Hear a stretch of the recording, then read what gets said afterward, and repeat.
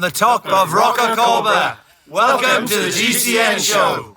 Welcome to the GCN show. Coming up this week, the one rider who can beat Tadej Pogačar up a climb, a 40-year-old lawyer wearing GCN kit. Yes, Andrew Feather versus Pog, the face-off we have all been waiting for, finally happened. And before we release the full video, we thought we would give you the full lowdown right here. We've also got news from the gravel world, some miniature hot tech, fascinating research about the cycling revolution in Paris, and the new e-bike laws in the US that could be the future everywhere. Also, I don't even notice, this is the 666th GCN show. So I don't know what's going to happen. This is ominous. It is. Do you know what Feather's bib number was in his race against Pogačar? He was 666, was he? Yeah. The beast.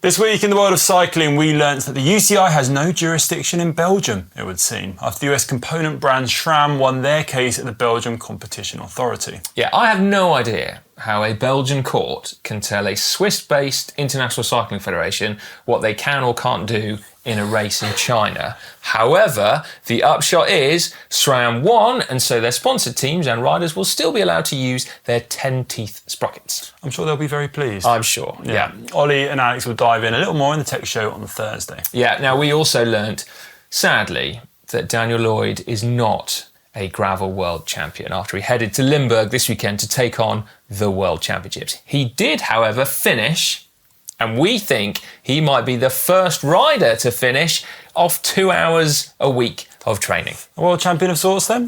Yes, and always a world champion in our eyes, yes. Thanks as well to all of you who joined him on his Zwift training sessions and made him do at least some training in the lead up to the race. We also learned that Tadej Pogačar rounded out his season in style, winning Il Lombardia for the 5th time in a row. Yeah, so doing so makes him the first rider to win 5 Lombardies, the first rider to win any monument 5 times in a row. He joins Eddie Merckx as the only riders to win 3 monuments and the World Championships in a single season, but he is now the first rider who has podiumed in all 5 monuments and the World Championships in a single year. Yes, that stat is wild. Yeah. Absolutely wild. However, the very next day, he lined up at the Pogi Challenge, a charity hill climb race in Slovenia, and amongst the 1,200 entries was none other than Andrew Feather. Yeah.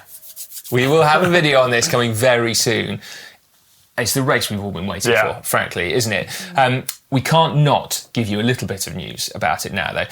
So this face-off was, in essence, the world's best cyclist, potentially best ever, versus the world's best climber, in inverted commas, who's not a professional cyclist and is a lawyer. Yeah, you all know Andrew Feather by now from his cameos on GCN videos, where we try and find elaborate ways to beat him, and yet he keeps kicking our asses. I mean, it's just unbelievable at this stage. Yeah. Except for the one occasion, actually, where we raced him on a flat road. And we won. I won. We won. Take it as a team, Si.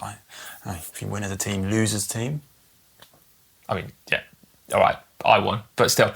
Now, the question is, how did he come to be racing Tadej Pogačar instead of us chumps? Or at the very least, the best hill climbers in the UK, which he does most weekends. So the simple answer is Pogačar's people were hosting an event, the aforementioned Pogi Challenge, and it is a mass start hill climb on a mountain in Slovenia, which he has trained on for many, many years. It's called Kravac. It's a 13-kilometre long and climbs 1,000 metres to a ski resort. The idea behind this challenge was that it was open to all riders, and Pogačar would give everyone a head start and then race to catch up. Yeah, so 1,200 people took to the start line, one of them being Andrew Feather, who had applied to take part in this event back in the spring. I don't think they knew much about Andrew Feather. I don't think they did, no. So, as I said, full video coming soon, where not only will we see the Pogi Challenge, but also when Feather went with Ollie to a laboratory in Exeter University here in the UK to see just how he measures up physiologically. I can't wait to see it, to be honest. All of it. It's going to be amazing. The results from the lab are bonkers enough. Yes, they are. Ollie spoke at length about them. He hijacked our morning meeting, didn't he, the day after? Yeah. I mean, to be honest, he hasn't stopped talking about those results. No, he hasn't. No. Now, back to the race, though. Pogačar as you said, gave everyone a head start. It was 7 minutes. 7 minutes. 7 minutes. And he overtook 1,199 people, but one escaped, Andrew Feather. How do you think Pogačar felt about that? He's won everything this year, except for Paris-Roubaix and the Pogi Challenge. Yeah. I mean, Eddie Merckx didn't win the Pogi Challenge either, did he, to be fair? Hopefully Tadej can see the funny side of not winning his own race. Otherwise, it's quite likely that we may never be allowed anywhere near him, his bikes, his team, possibly even Slovenia ever again. We won't go into too many details from the race. We'll save it for the video, but Feather averaged 400 watts for 38 minutes. What is mind-blowing, though, is that while Pogačar didn't catch him, he did still go 3 minutes faster than Feather. Yeah. 3 minutes quicker up a 40-minute climb. Now, we know just how good Pogačar is, and we've just read you a bunch of stats at the start of the show, but even so, we also know that Andrew Feather is a bit of a beast. So it kind of does put it into perspective, doesn't it? Yeah, it just does. How... Well, I mean, like I said, we don't need Andrew Feather as a benchmark for Pogačar, but do you know what I mean? Like, I think we're all quite shocked at the gap there. Yeah. Ollie will do the maths for us, but Pog must have been pushing high 6 watts a kilo for that effort the day after Il Lombardia at the end of a long, long season. I was trying to put it in some kind of context about, like, all right, if this was a stage in a race, like, I don't know, Volta Catalunya, you know, like a week-long stage race, and Feather was racing it, to finish 3 minutes down in a 40-minute time trial. Actually, there was a stage in the Tour de France this year, wasn't there? Up a TT upper climb, wasn't it? Yeah. Bear with us, viewers. Well, after a quick bit of research that we should have done earlier, actually on that stage of the Tour de France, which was stage 13, unlucky for some, but not the beast. Actually, Feather would, on paper, quick bit of time trialers logic, finished roughly 4th. I mean, clearly he hadn't raced any other of the Tour de France, nor had he done Il Lombardia, but even so... For a one-off effort, that's pretty impressive. It is pretty impressive. It's really impressive. I mean, I feel a bit better about all the times he's beaten us now. Yeah. Basically, it's a little bit like having a cross between Primož Roglič and Florian Lipovic in our own backyard, who also happens to be a full-time lawyer. Yeah. And can't sit in a saddle. No. I mean, it makes you wonder, like, whether or not a super talented person like an Andrew Feather could have been a professional sports person, professional cyclist, or whether or not you can't even have that conversation because he is not a professional sports person and therefore he couldn't have been. Do you know what I mean? There's that thing, isn't there, about like, well, you know, if you've got the potential to do it, but you don't actually end up doing it, then did you ever have the potential in the first place? Because something else was lacking, like your, I don't know, commitment or your like enthusiasm for the sport, or you know, all those other factors that come into it. There's a lot that can go wrong, I think, in professional cycling, and I think there's a lot of people that could potentially make it to the very top, but bad luck, life gets in the way, and I think not everyone does rise to that level. I have a massive amount of respect for anyone who does, and I think a one-off effort is super impressive. I think all of Feather's performances are incredibly impressive. But at the same time, looking at what the likes of Pogačar does and what anyone who's out there on the pro circuit does day in, day out, it's like a different sport in a way. Yeah. So, like you say, I think it's quite hard to say one way or the other. It's almost like we shouldn't. No. We should just like take both performances for what they are. Great pub chat though, isn't it? Yeah. I mean, it's not going to stop us debating this. Get involved in the comment section down below. That gap, has it surprised you? Either was Pogačar not as fast as you thought he would be, or is Feather quicker than you thought he would be? And then, yeah, bit of idle chit-chat. What do you think? Like, could he have made it? And now it's time for cycling shorts. Cycling shorts now, and we're going to start with the news from the Gravel World Championships that Daniel Lloyd, as we said, did not win. The women's race was an absolute corker, wasn't it? So the home riders were out in force, but it was almost a case of too many cooks spoiling the broth. Shirin van Anrooij's late solo effort was reeled back in by one of her own teammates. She was quite upset, as you would be, but Dutch embarrassment was averted as Lorena Wiebes took the sprint just ahead of last year's winner Marianne Vos and Italian rider Silvia Persico in third. Yeah, in the men's race, it was Florian Vermeersch who took home the title, riding away solo with about 18k to go. The Belgian rider celebrated while pointing to his left femur, which actually broke in a crash at the Vuelta a Murcia back in 2024. So that's quite a deserved victory, isn't it? Yeah. That after a long road back for he's still a young rider, isn't he? Do you remember he podiumed back in Paris-Roubaix in 2021? Yeah, big result that. Yeah. No male elite US riders made the trip and neither big hitters in the women's, which is a shame really. But apparently Euro gravel isn't worth it. No, I haven't actually read any explicit comments about how it was the World Bike Path Championships this year, but I'm expecting them. Yeah. But, yeah. Each their own.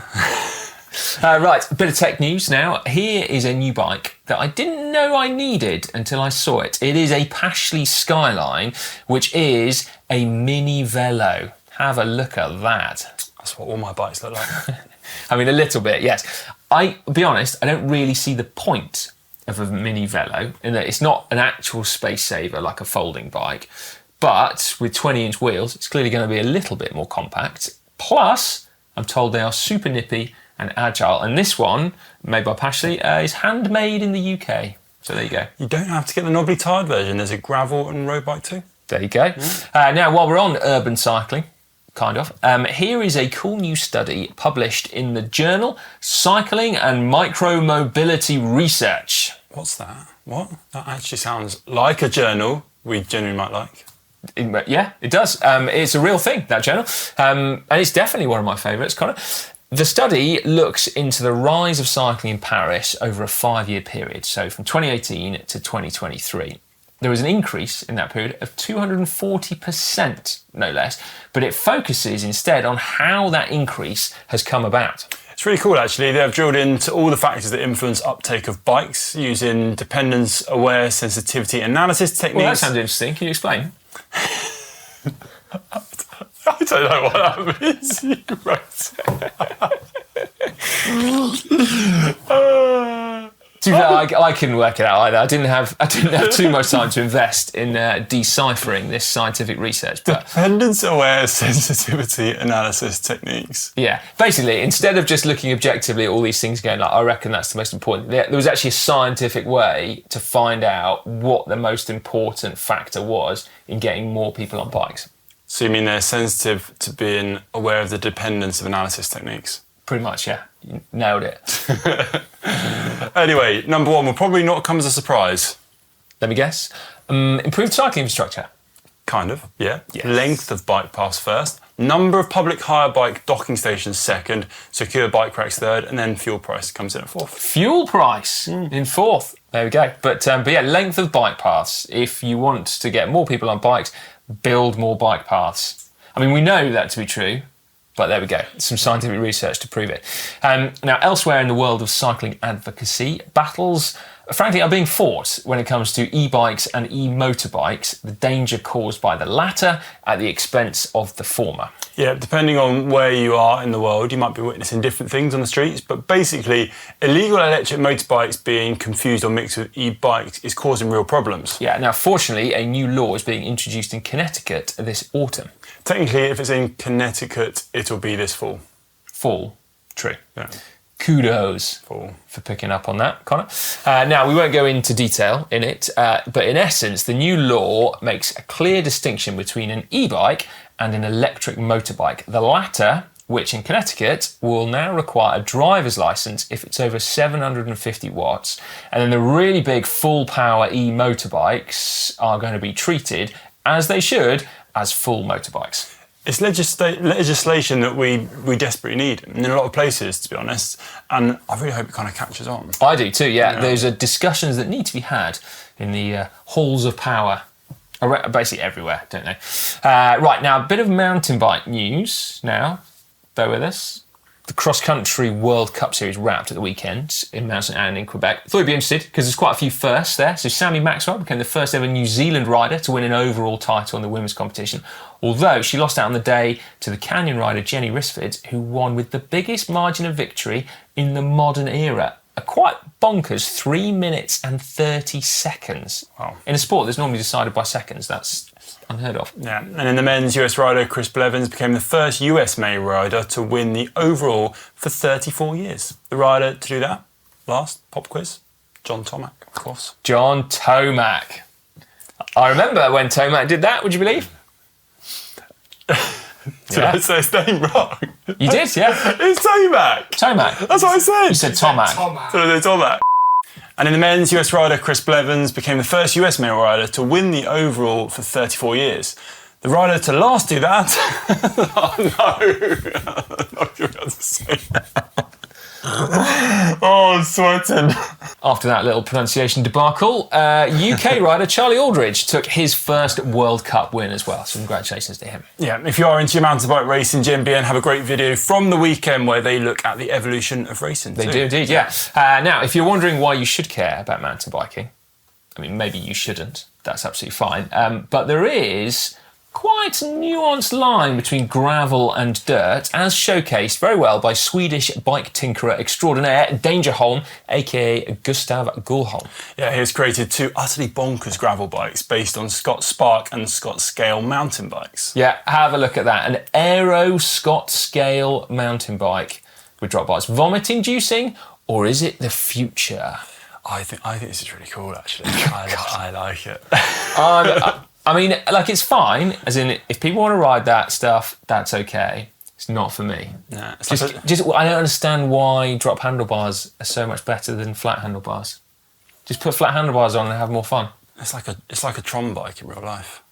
Yeah, I know, but like, it just only wants to go in a straight line. Anyway, let's not go down here again. Anyway, we'll finish Cycling Shorts with a little update on our Zwift Racing League teams. Yes, now you will remember that we gave you the opportunity to race for Team GCN this season on ZRL, and we have been loving following everyone's progress, haven't we? Yeah, the 5 teams, Alex's are currently leading the way in their league and are, according to team coordinator Hugh, on the verge of pulling off a season-defining upset as a result of them being a mix of not just Cat B but also Cat C racers. Yeah, so competing in the big leagues with a mix, that's very cool, isn't it? My team, meanwhile, are also leading their league. Well done, lads. Despite having a rider promoted out of the category because they were doing so well, yeah. They have rallied round, though, and are still absolutely crushing it and are, according to Hugh, wait for it, the epitome of what a dedicated and well-run squad should be. Are you going to try and take credit for that? Yeah. You are. No. You are. No, I mean, I would. Don't get me wrong, I really would, but I actually can't. They do a phenomenal job. They're more on it than a World Tour team. I don't think they've got an aerodynamicist on board, but they basically, like, no stone is left unturned with my Zwift team. Yeah, honestly, I think the guys are doing a fantastic job. How are your team? Yeah, they're doing a great job, really getting stuck into it. There's a mix of new and returning riders. Also, props go to Ollie's team as well. They didn't take the team win last week, but one of his riders, Jennifer, took the individual win, and in a move straight out of Dan's playbook, she cracked open a bottle of champagne. Fair play. Yeah. It's been a long while since I was able to do that after a bike race. Yeah, me too. Yeah. Well. Those were the days. Yeah. Congrats, Jennifer. Before we move on, actually, one reason you might be able to crack open some champagne without winning a bike race, we've got a competition for you, haven't we, Connor? Yep, that's right. Now, this is running until the 24th of October, and it's your chance to win a Hover Air Pro Max X1 drone. Full package as well, so you get this cool controller, so you can kind of keep an eye on where the drone is as you're riding. Nice. Yeah. The main thing about this Hover Air Pro Max is that it's a self-following drone. It's bonkers, isn't it, right? So it basically, you put it on the palm of your hand, it looks at you lovingly like a pet, and then it flies off, and depending on what you tell it to do on an app, it will go and do exactly that. So it will happily follow you as you cycle, up to about 40k an hour, but then it can do all sorts of other stuff as well. We took one to Denmark, Ollie and I, the other day. It was incredible, the stuff it was shooting for us. It's insane, and it also folds away really neatly, so it fits in your cycling pocket. It's so light as well. So. Proper cool. The only slight problem with this competition for some of you is that it's only open to residents of the UK and Europe. So, apologies for those of you that can't enter. For those of you that can, I mean, you've basically got twice the chance of winning now. So make sure you get involved. As Connor said, the competition is open to the 24th of October. Right then, it is time for hack/ Bodge, where you guys send us in your brilliant photos, cycling related, of course, and we decide whether what is pictured in the photo is a hack or a bodge. Quite a long-winded explanation of that. Yeah, in a nutshell. If you want to get involved, then you can obviously send them into the GCN uploader. The address is in the description beneath this video. We're going to start off with Professor Pistoni and their mudguard mount. So bear with, actually, because this is pretty blooming cool. I built a single-speed commuter bike from used parts bought online. I have some nice mudguards in my own parts bin, but there's no mounting point in the bottom bracket chains area. So, taking inspiration from front derailleur mounts, I designed and 3D printed a mudguard mount. And I've got to say, that is super neat. It looks tidy. It looks really tidy. Yeah, it's a brilliant solution. There's no kind of like extra stuff there that would get annoying. Looks solid as well. That's a hack. That's a great hack. 100% that's a hack. Yeah, fantastic. Thank you very much for sending that one in. Connor, what's next? Yeah, Robert Davies sent this one in. It's a Garmin mount Bodge. He's already said it's a bodge.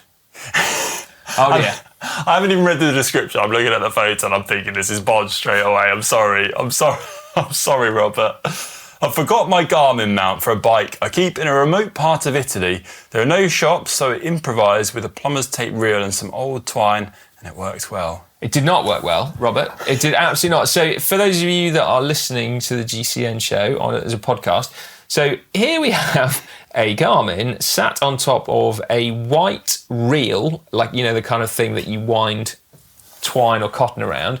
And then it appears that the twine that was around the reel is now holding the reel on to the handlebars and stem. Which, I mean, if that was literally the only thing available, then fine. But I can think of like a million different things that might be more suitable for attaching a head unit to a bike. I mean, at the very least, just some electrical tape. Just tape it on. Yeah. Just tape it to your stem. What's with the reel? That's what I'm not getting. I don't know why the reel needs to be involved. Oh, that's a bit of a disgrace, isn't it? Is it maybe that it's like fitting nicely in the reel and it's jammed in there? I don't know. Bodge, I'm sorry. I think it's a Robert, bodge. that's an absolute bodge. I mean, Robert agrees with us. He called it a bodge to begin with. Well, he does. Right, this next one, I'm going to reserve judgment to begin with. Sent in by Peter E. It's called an automatic tubeless tyre rotator. So, Peter said, I recently fitted some new tyres for a 48-mile gravel ride to raise funds for cancer research. Excellent, we applaud. I fitted them late at night, felt pretty pleased with myself until I came out the next morning and found the front tyre had leaked air through the sidewall. Now, normally I would go for a long 3 to 4 hour ride to help the sealant settle in, but with the ride the next day, time wasn't on my side, so I improvised. Armed with painter's tape and curiosity, I began experimenting. A few strips here, few strips there, until I built the perfect set of air blades around the rim. I then positioned a fan underneath and voila, my DIY wind tunnel was born. The wheel started to turn slowly, majestically, like some kind of homegrown science project. I left it spinning overnight, and by morning the tyre was sealed, solid and ready to roll. I mean, what do you say to that, Connor? I mean, great idea. I'd be nervous leaving a wheel running all night. A fan running? The wheel and the fan. I mean, the wheel I don't have a problem with, but just like... It's very elaborate. I don't know what's wrong with just topping up the air halfway through the ride. It's a great idea. It is a great idea. I mean, utterly pointless, but a great idea nevertheless. I love it. I mean, I'm going to give it a hack just because it's worked, and I love the ingenuity. Yeah. I don't think you need to do a 3 hour ride to bed a tubeless tyre in. That's what I was thinking. Just give it like a spin around the block. A little, yeah. Or you just top up of air up in the ride, maybe. Anyway, I like it. It's full points for your write-up as well, Peter. So I think that's great. We've even got a video, look. Is that on YouTube? No. I thought you'd uploaded a video to YouTube. Here we go. Let's see how fast the wheel's going. I'll let you play it. Oh, wow. What's messing with my head, Connor, is that the wheel is turning backwards. Yeah. What happens if when you go forwards, Peter, all of your hard work is undone and it becomes unsealed? You've got to think about these things. That's what I imagine, like the perfect bike garage having, so your tubeless sealant always stays like perfect. It's like those wheels are always spinning. Nice one. All right, what's the last one this week, Connor? So this has been sent in by Matt Ellis, a dog poo bag fix. Out on a regular Monday night gravel ride with my club, NTR, I had to stop due to noise from the rear of the bike. So there was a clip holding the rear brake cable to the frame that had detached, and a few of us desperately searched spares and saddlebags for something like a cable tie, gaffer tape, but to no avail. Step up mark. Well, I have a dog poo bag, which I then tied the cable against the frame, finished the ride, and it got me home, where I then swapped it for a cable tie. Oh, jeez. It's got out of the frying pan into the fire. You've replaced a dog poo bag with a cable tie. I'm not sure which is worse. Both are I mean, I hate to say it, Connor, but if this solution solved a problem out on the road or trail, technically it's a roadside hack. Yeah. I mean, we are having to give a dog poo bag the status of a hack. I wouldn't be able to get away with this. My feet would be getting stuck in it all the time. But you're right. I mean, it's worked. It's done the job. Surely it made an annoying noise for the whole ride, though. Like that flapping in the wind would have been so annoying. Are you trying to look for reasons to say I'm Bodge? trying to look for it. We can't give a hack to a dog poo bag, Si. This will be the end of us. All right, it's a Bodge. I mean, must have been something better than a dog poo bag, surely. But fair play to Mark. I know what it feels like to have a dog poo bag in every pocket of every outfit. It just happens. Yeah, mine are nappy bags. I've got them everywhere. No dog poo bags, lots of nappies. There we go. Right. That was a good batch of hack /bodges this week. As we said at the start, keep them coming in. You can send them to the uploader. It's time now for Caption Competition, that part of the show where you get a chance to get your hands on a coveted GCN Camelback water bottle. All you got to do is put a witty caption in the comment section down below that relates to a photo we'll give you in just 1 second after the results from last week. Connor? Yep, so this was at the Sparks and Munsterland Giro on the podium. Big beer being drunk there. Yeah, and Floby222. I think you've won this one, so we've got a bottle on the way to you with this caption, top off the leaderboard. But the winners don't seem to be excited about those liquid carbs or recovery drink. Top of the leaderboard. Yeah. Nice. We got it. How many litres do you reckon that is? 3? I say that's 3, yeah. That's a big... I was about to call it a big pint. It's clearly not a pint because it's like 6 of them. But anyway, there we go. Fair play. Right, Connor, what's the photo this week? Tadej Pogačar on the podium. Yep. Near miss with a champagne cork. It's like a bit of trouble there. It's not quite gone right for him, has it? He needs more practice. That's what he needs. Yeah, they're tricky. I had a teammate who actually sent himself to hospital on the podium. Opened a champagne bottle. He went straight in his eye. No, wait. It happened to Biniam Girmay as well, didn't it? Do you remember the Giro? He won the first stage of the Giro and then had to pull out. Yeah, so I've always been very careful with champagne bottles, point them away from people. Well, that's the real reason why I didn't really win any. I was just too nervous. If I was ever in that position, just back off slightly, because, yeah, dangerous. Anyway, I'll kick us off for the caption for this one. I'm going to go with, when you win Lombardia, but hear Andrew Feather is en route to your bike race the next day. I ruined the moment for him, didn't it? Oh, amazing. Anyway. That is cool. All right. Good work, Connor. If you think you can beat that, then put your witty caption in the comments section down below. And we will pick a winner next week. Okay, let's get on to some comments now, shall we? We spend a lot of our time reading and replying to comments under videos. And to be honest with you, it's one of the highlights of the day, isn't it? Yeah, it is. Yeah, always love hearing from you all. And we'll start with the GCN show. Pardon me. Had quite a lot of comments actually. We did 2,300 to be exact on the bizarre case of Strava trying to sue Garmin for something. A lot of strength of feeling. Dankerman said whoever at Strava thought suing Garmin was a good idea will be out of a job quite quickly. The backlash is going to be brutal as we all dump Strava, as we all cancel our subscriptions. But not everyone thought that, did they?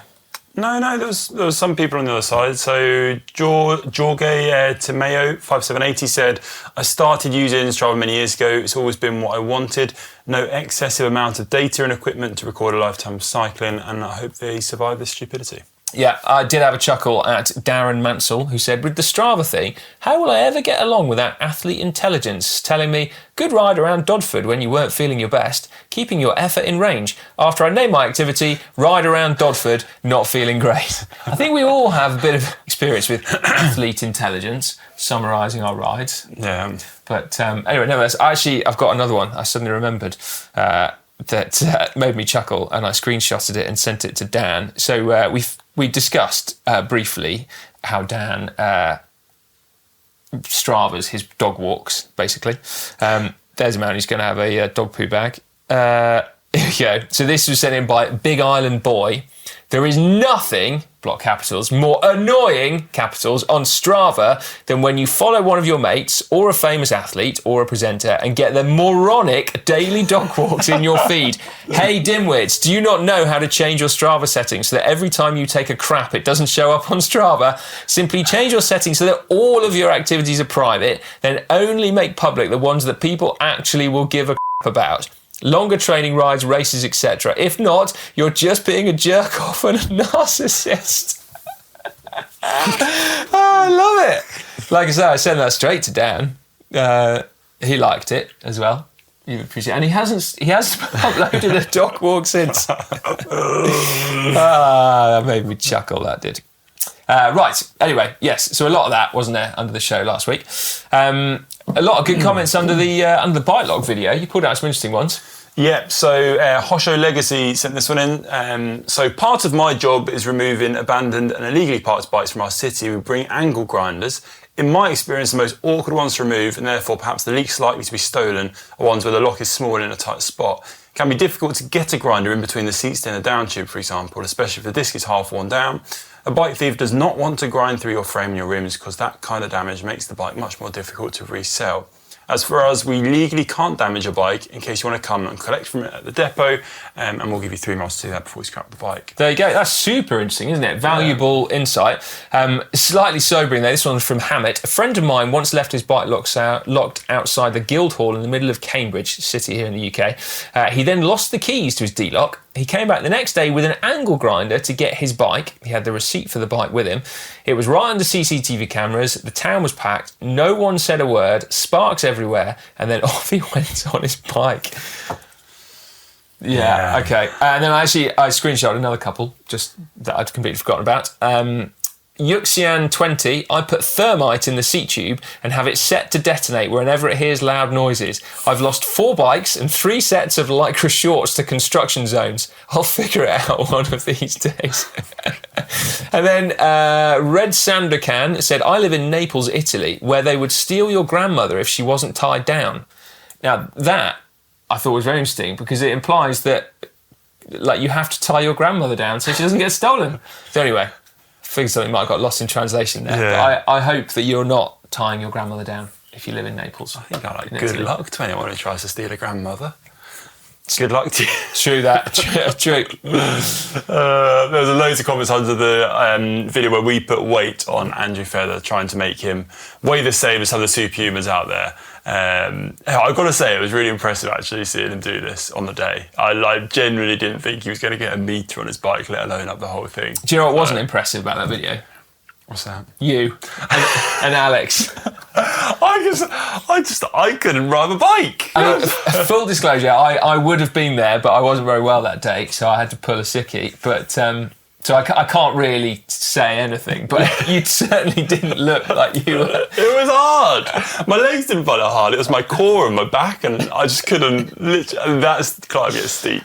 Brilliant. Anyway, some great comments. Yokarus, Andrew Feather might be one of the most amenable sports people ever. Never dodges the PR, always puts up with GCN nonsense. Absolutely brilliant.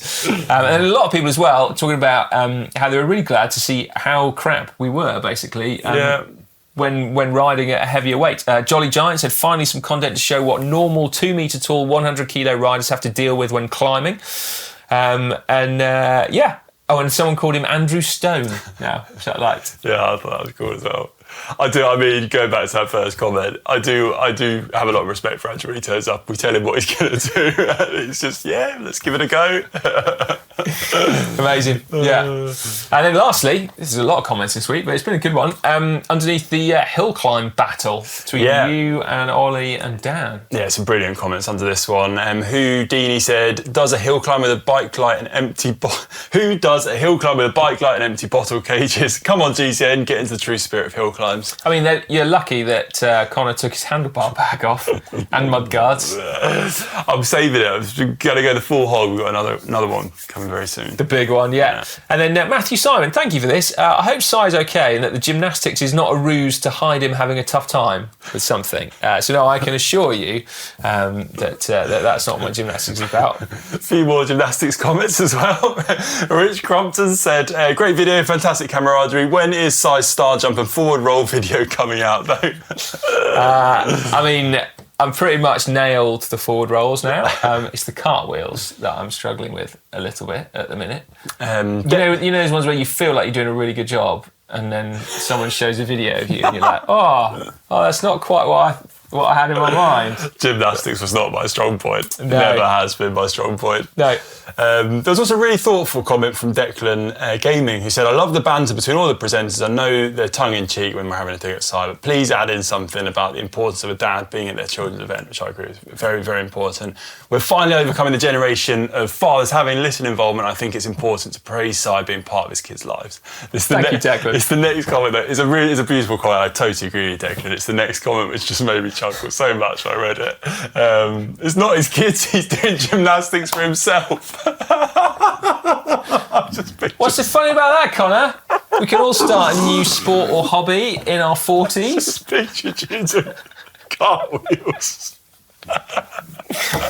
Yeah, I'm afraid X-Trail, so I'm not doing gymnastics for me. Brilliant. But there we go. Oh, yeah. Right, just quickly, because we've been rabbiting on a little bit.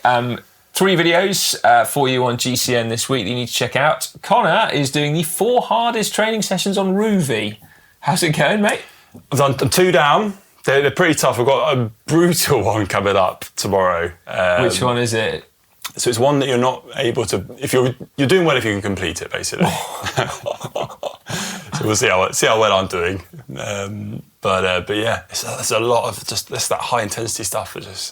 Yeah, well, do some good training. Then we talked about it earlier on this one. Feather versus Pogi. All been well. We'll have that ready for you by the weekend. And then something a little bit different. I have got hold of a 4-wheeled cargo bike, and I'm wondering whether it's the future of urban mobility. Do you know what it's called? I actually don't know what the name of it is. VOQ. VOQ. Is that the name? So yeah, check it out. Stay tuned on Sunday. Right, VOQ. VOQ, yeah. All right. That didn't need bleeping, by the way, just to be clear. VOQ. VOQ. Yeah, there you go. Right, thank you so much for watching, everyone. We will see you next week.